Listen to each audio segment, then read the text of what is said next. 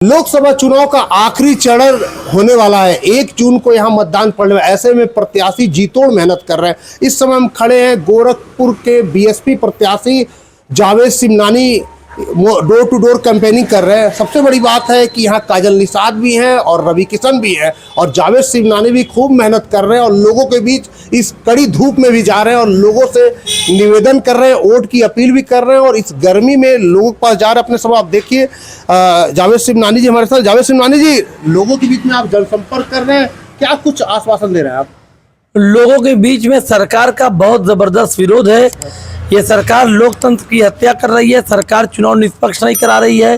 बस्तियों में मतलब एक एक विधानसभा में हजारों हजार नाम काट दिए गए हैं और मुझको लगता है कि पूरे लोकसभा में 50,000 से अधिक नाम सरकार ने काट दिए, जो पिछले 20 दिन पहले की वोटर लिस्ट में थे। और नई वोटर लिस्ट जो आई हम लोगों को मिली है उसमें 20-50 हजार नाम काट दिए गए हैं। ये सरकार लोकतंत्र के साथ मजाक कर रही है। तो क्या ऐसे में आपने किसी अधिकारी से शिकायत की इसकी? मैंने डीएम साहब से शिकायत की है, सारे अधिकारियों से शिकायत की है, मगर कहीं कोई सुनवाई नहीं है। और मगर जो भी जनता है, ये कितने का नाम काटेंगे? जो है वो भी तो जनता ही है। ये घोर गलतफहमी में है कि ये छाट छाट कर नाम काट रहे हैं। इनके साथ कोई एक समाज नहीं, इनके साथ देश की सारी जनता इनके खिलाफ है। क्या वजह है नाम काटने का? डर गए हैं। किससे? हमारे वोटरों से, हमारे लोगों से, हमारे बस्तियों में, हमारे दलित समाज के, माइनॉरिटी समाज के लोगों से ये डर गए। तो जहां आप जाते हैं लोग शिकायत लेके आते हैं क्या कि नाम कट गया? एकदम आते हैं, मेरे पास प्रूफ है। मैं तो एफिडेविट बनवा रहा हूँ। मैं हाई कोर्ट जाऊंगा। जिसका नाम 20 दिन पहले वोटर लिस्ट में था उसका नाम कट कैसे गया? मैं हाई कोर्ट जाऊंगा। अधिकारियों के पास जाते हैं तो इस मामले में क्या सोल्यूशन कुछ नहीं? कोई सोल्यूशन किसी के पास नहीं है। ये सब के सब गुलाम हो गए हैं सरकार के और सरकार लोकतंत्र की हत्या करना चाहती है। मगर हम जैसे लोग, अम्बेडकरवादी लोग, लोकतंत्र को बचाने के लिए अपना जी जान लगा देंगे और इस बार लोकतंत्र को बचा के रहेंगे। अच्छा, अगर बात करें यहाँ से काजल निषाद सपा की उम्मीदवार है और सांसद रवि किशन, सांसद रवि किशन यहाँ दूसरी बार इनको बीजेपी से टिकट मिला। ऐसे में क्या लगता है इन लोगों ने डॉक्टर यहाँ जो रवि किशन है, आखिर क्या लगता है कि 5 सालों में वो नहीं किया वो आप करेंगे? रवि किशन ने तो कुछ किया ही नहीं है। वो खुद भी इंटरव्यू में कहते हैं मैंने कुछ नहीं किया। जो खुद कह रहा है सांसद कि मैं सांसद नहीं हूँ, सांसद यहाँ का, तो किसी मठाधीश का नाम लेते हैं कि वो सांसद है।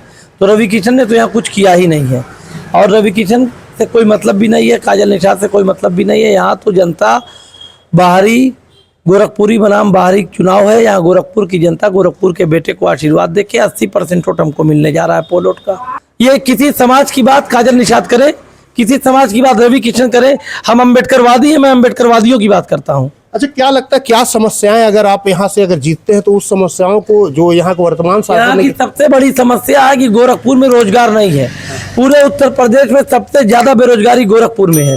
गोरखपुर में फर्टिलाइजर है और फर्टिलाइजर में कर्मचारी गोरखपुर के नहीं है। गोरखपुर में एम्स है, एम्स में कर्मचारी गोरखपुर के नहीं है। गोरखपुर में गीडा है, गीडा में कर्मचारी गोरखपुर के नहीं है। मेरी सबसे पहली प्राथमिकता है कि गोरखपुर की सभी संस्थाओं में गोरखपुर के नौजवानों को रोजगार मिले। गोरखपुर के नौजवान रोजगार से लैस हो, उनके घर चूल्हा जले, उनके बच्चे अच्छे स्कूल में पढ़े। ये तब होगा जब गोरखपुर के नौजवानों को रोजगार मिलेगा। लोगों के बीच में जा रहे हैं तो क्या जैसे कुछ ऐसी भी समस्याएं लोग बता रहे हैं उनको आप निस्तारण करें? इस यहाँ की सबसे बड़ी समस्या है गोरखपुर की कि यहाँ 5 मिनट की बारिश होने पर 3 फीट पानी लगता है। यहाँ के जितने व्यापारिक स्थल हैं सब जाम ग्रस्त है। तो इन सभी व्यापारिक स्थलों को जाम से मुक्ति दिलाना, गोरखपुर में बारिश के पानी से, जल जमाव से मुक्ति दिलाना मेरी पहली प्राथमिकता है। और अगर गोरखपुर के जनता का आशीर्वाद मुझको मिला, जो कि मिल रहा है, तो मैं चुनाव जीतने के बाद सबसे पहला काम मेरा होगा कि गोरखपुर के नौजवानों के लिए रोजगार का मैं आरक्षण कराऊंगा कि गोरखपुर में जितनी भी संस्थाएं, सरकारी गैर सरकारी संस्थाएं हैं, सारी संस्थाओं में गोरखपुर के नौजवानों का आरक्षण हो, गोरखपुर के नौजवानों को रोजगार मिले। अच्छा, जावेद सिमनानी जी, अगर बात करें गोरखपुर से आप कौन कौन सा चुनाव लड़ चुके हैं? पार्षदी का चुनाव मैं इससे पहले लड़ा था समाजवादी पार्टी की वर्तमान सरकार में। समाजवादी पार्टी के वर्तमान महानगर अध्यक्ष के खिलाफ कुछ वोटों से हार गया। तो क्या जीत मिली थी? जी, जीत मिली थी? नहीं, कुछ वोटों से हार गया था। अच्छा, ये बताइए, पार्षदी चुनाव आप लड़े यहाँ की, जो कि आप कह रहे हैं इस वार्ड में काफी काम किए, तो क्या सपोर्ट नहीं मिला? लोकसभा चुनाव लड़े, कितना सपोर्ट कैसे मिलेगा?